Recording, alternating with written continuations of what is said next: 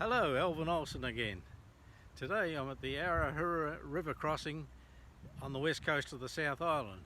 Behind me is a truss bridge that used to be across the Arahura river here. It's a road rail bridge which was quite unique for New Zealand. But I've got a cousin of mine here, Garry Pullan, who his dad was the specialist carpenter engineer that worked on these bridges. Thanks for coming out here. Tell me a bit about this. But your dad worked on this bridge, didn't he? Yeah, 30 years or so. Yeah. There was about how many bridges like this on the west coast that he worked on? Oh, from here right through to bloody Otira. Right up there. So Yeah. Ross one as well? Yeah. Hokitika? Hokitika. Mahinapur? Yeah. The Arahura? A little bit at the Tiramacau, no doubt? Yeah, Tiramacau. Yeah. Any further north than that? No, they now and again they were called up to go up towards the where the coal wasn't there. Yes. Some bridges when they needed extra. So your dad was, he had the special tickets to be able to work on these bridges, Yeah, didn't he? yeah, for the engineering side of it. Yeah, and you told me once he went away and done a 2-week course and was back after 2 days. He knew it all before the...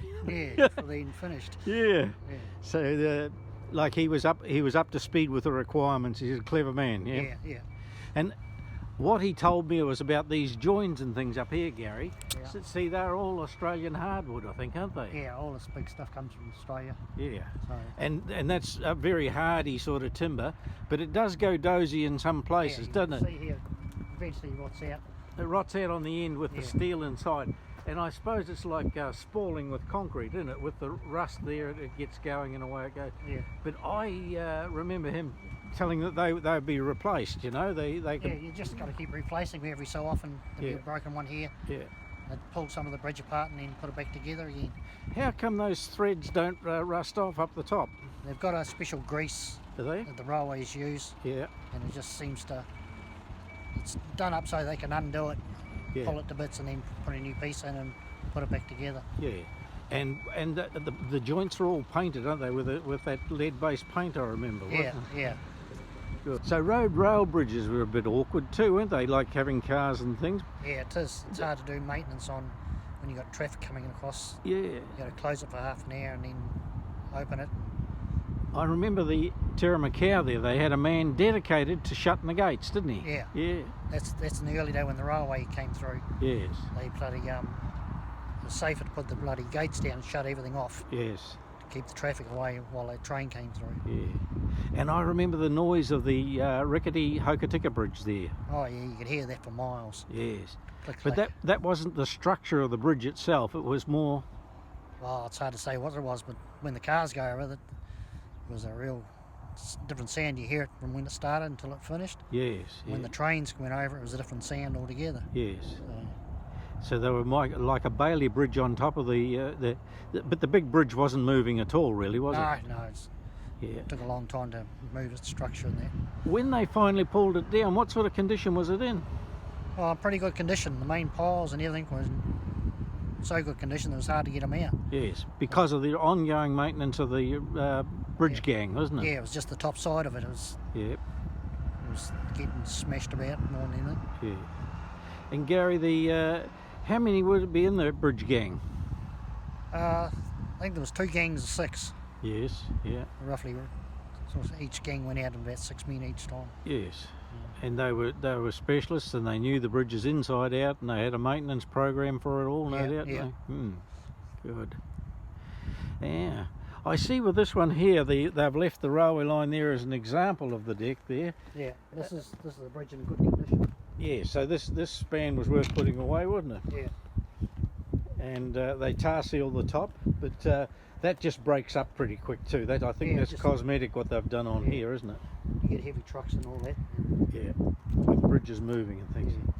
So they put this protection on here for these people here when they're because it's a tourist thing here. Yeah.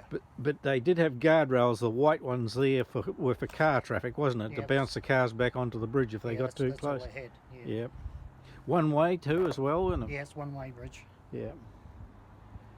Did your dad ever have to do emergency repairs when the flood altered the structure of the bridge or anything like that? Did you know?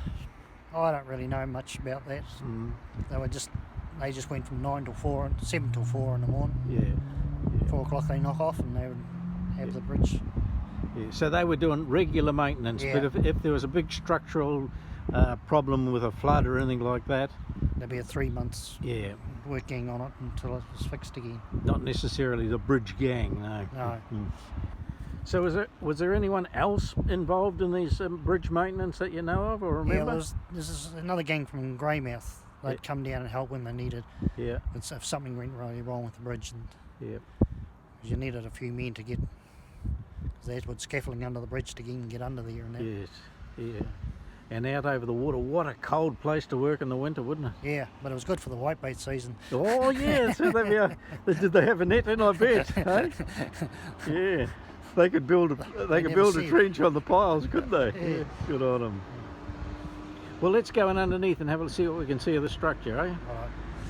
Right. These are the big piles, Gary. Yeah, big steel. These piles were put in before the bridge was put up to hold against the water flow of the rivers, high water. Yeah, because there's a lot of logs and rubbish come down the things, and if it builds up, it'll wash the bridge out. But these were very sturdy, weren't they? Full of concrete like that. Yeah.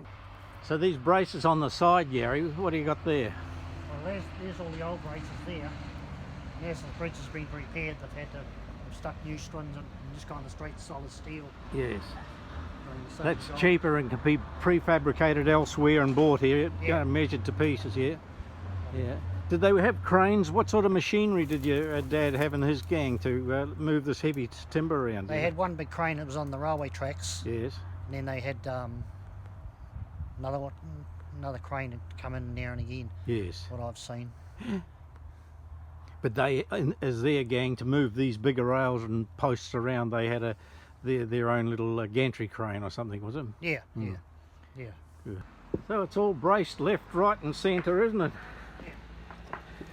That looks like railway iron there, just been galvanised. Galvanised iron, yeah.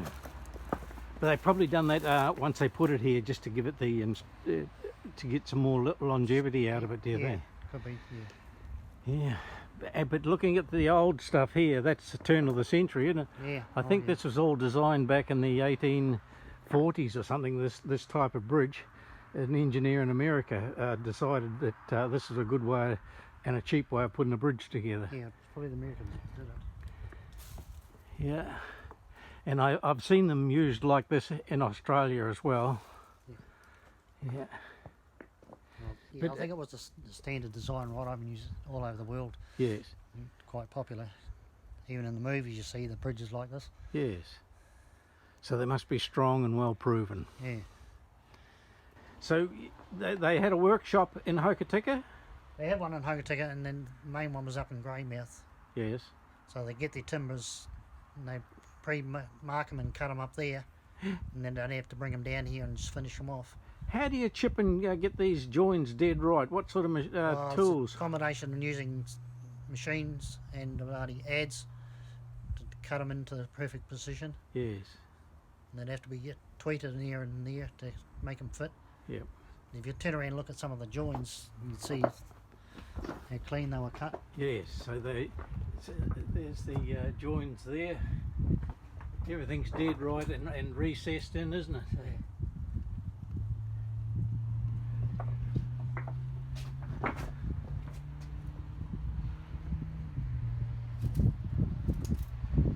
Because there's a lot of weight when you get a train with all the timber and wood and everything coming from the mills going back to going across here. They go across real slow though, Gary, didn't they? Yeah, they had 10-mile speed limit or something. 10-mile-an-hour speed limit, yeah. As the timber came in. Yeah, this is an example of the Australian hardwood beams that come over and then they modify it to how they want it. But geez, as hard as rock, this stuff, isn't it?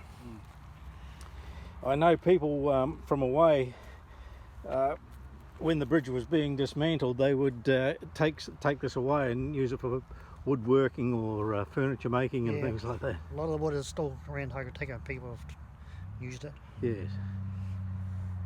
Yeah. Oh well, thanks for showing me that, Gary. That's good. The old bridge here.